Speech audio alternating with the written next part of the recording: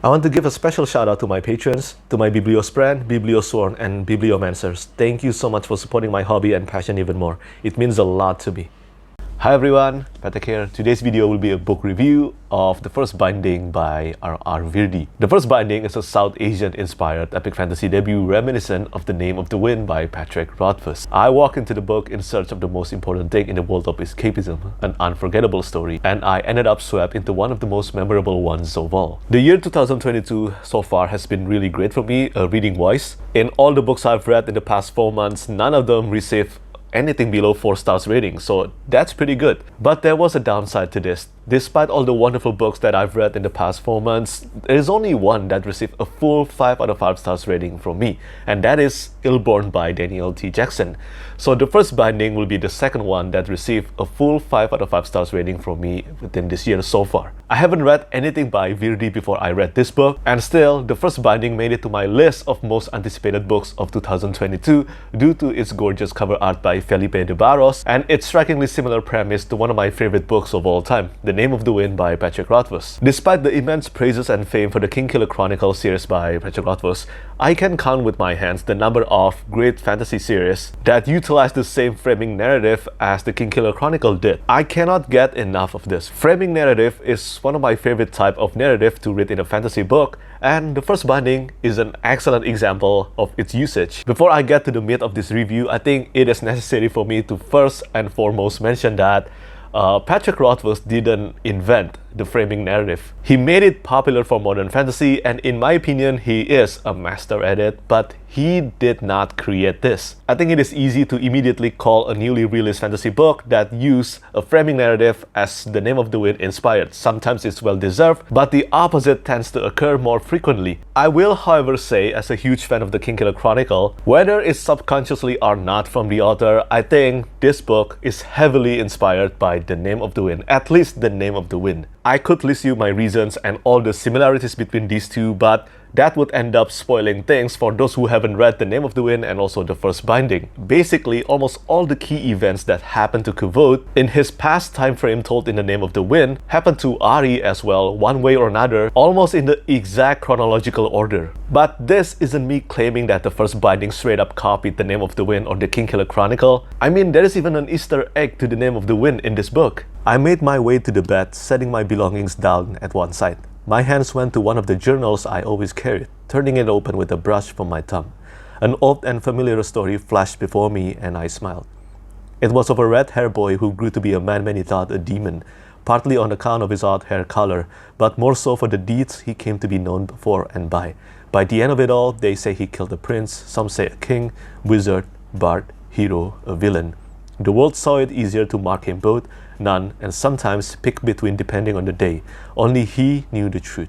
And now, I found myself understanding why he never told us the true accounting of things. Isn't that so cool? As I said, the first binding is definitely inspired by The Name of the Wind. But there are enough originalities and distinction unique to this novel that help the first binding stands as its own thing. So all of this is to say, if you don't like reading the Kingkiller Chronicle, I don't think you will like reading the first binding. I think it is important for me to mention this because this review is being posted almost 4 months ahead of its publication date, and from my experience, it is necessary to set the right expectations for future readers as best as I can. But if you're a fan of the Kingkiller Chronicle, like me, and you crave a dose of the magic told in the Kingkiller Chronicle series, again, well, the first binding is for you, and let me tell you why. The first binding is the first book in the Tales of Tremaine series by R.R. Virdi, and although this is not the author's first published book, this is indeed his first high fantasy novel, and the genre is better off with Virdi's contribution to it. The stories in the first binding revolves around Ari, the storyteller.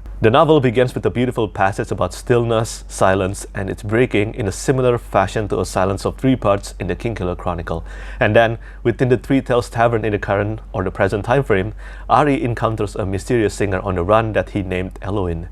As their chemistry with each other spark, Ari then proceeds to tell her the truths behind his many deeds, fame, and titles or names, right from his childhood, entirely told through his first-person point of view. It's worth noting that the past time frame itself didn't begin until page 80, and my recommendation to you is to be patient until this stage. The narrative jumps back and forth between the past and present time frame, and I enjoyed reading both time frames. But the main highlights of the storytelling strengths in the first binding undoubtedly lies in in the past time frame.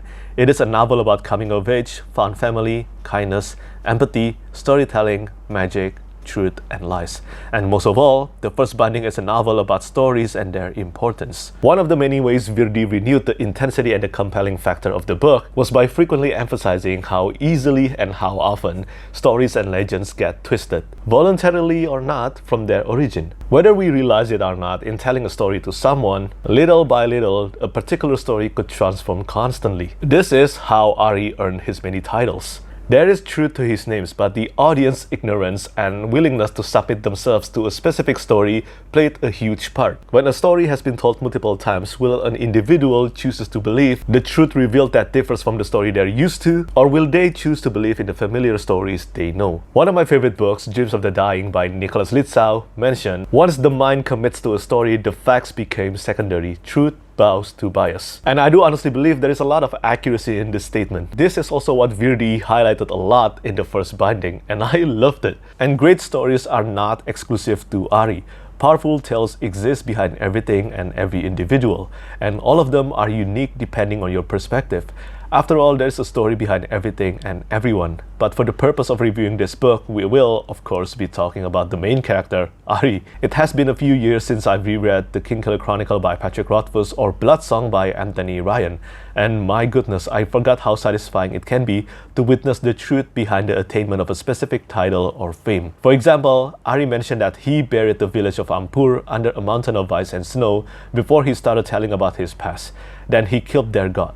We readers get the opportunity to read these events, and personally speaking, I highly enjoyed reading every revelation behind Ari's fame so far. Finding out how and why Ari earned the title Bloodletter or Unburned among his many names was rewarding to me. Ari is thick-headed, quick to anger in his journey for revenge, and he's obsessive about learning. I am confident that whether this book will click with readers or not will depend a lot on the prose and whether they could overlook Ari's brilliance or flaws to feel invested in his story. I personally could. We can tell that Ari as a storyteller in the present time frame is of legendary status, but Ari in the past has suffered a lot. Similar to Kvothe, his brilliance is often balanced by his torment, especially during his time as a sparrow in the streets of Kashum, or even the bullying and prejudice he has to overcome in the fabled ashram. He learned multiple times the hard way that there shouldn't be a cost to kindness. I found Ari's pursuit of knowledge, bindings, and the art of storytelling to be admirable. Though he is prone to anger, he cannot keep his mouth shut most of the time, but Ari has some appealing qualities to him, especially in his kindness, which he proved time and time again to his friends. Ari's friendship with the member of the Sparrows and Ashram, especially Virdi, were some of my favorite scenes to read in the book. I think with coming-of-age fantasy with a magic school, yes, Ashram is a magic school setting, it is mandatory for the main character to be accompanied by precious friends who genuinely care about each other. It's even more necessary when there is a rich and spoiled bully like Ambrose from the Kingkiller Chronicle in the book. Ari got that friendship in Virdi. And hey, have I mentioned there's an animal companion for Ari too? A stray cat named Shola. And what a riot Shola is. I should note that if you're starting this book expecting a lot of actions or battle scenes, it is very likely that you will find yourself disappointed by it. The first binding is not a novel with many battle scenes. It did contain a few battle scenes in the last quarter of the book, but battle scenes and actions were not the main charms of this novel. The first binding do, however, have more than enough intrigues, manipulations, and so many mysteries in its rich mythologies to strengthen the core of the narrative. I actually think the game of families at the end of the present time frame was the least captivating part of this entire book for me. The game of families was not bad per se, but it fell in quality compared to Ari's retelling of his past. I certainly loved the kite fighting more, and I cannot wait to read more revelations of Ari's names in the next book. To put it as simply as possible, it feels appropriate for me to claim the first binding as the Name of the Wind inspired novel infused with a South Asian world building. The world building, the magic system, and the prose are the factors that transform the first binding to be its own thing. The world is extremely rich in its myth and history, and there is immediate room for theory crafting if you're into that. The stories within stories were enchanting. Reading every section about Ashura, Brahm, Abram, Radivan, and more were alluring to me. The Indian-inspired Mutri Empire and the brutality of the caste system felt well realized. And lastly, the magic that revolves around the principles of faith and beliefs proved to be a good decision. The binding is a combination of soft and hard magic systems influenced heavily by the power to believe. This means the user must really believe in something even when the reality is different than intended. Essentially, it is like rewriting reality. For example, fire always burns, but a successful binding can turn the burn effect into freezing when they truly believe in it.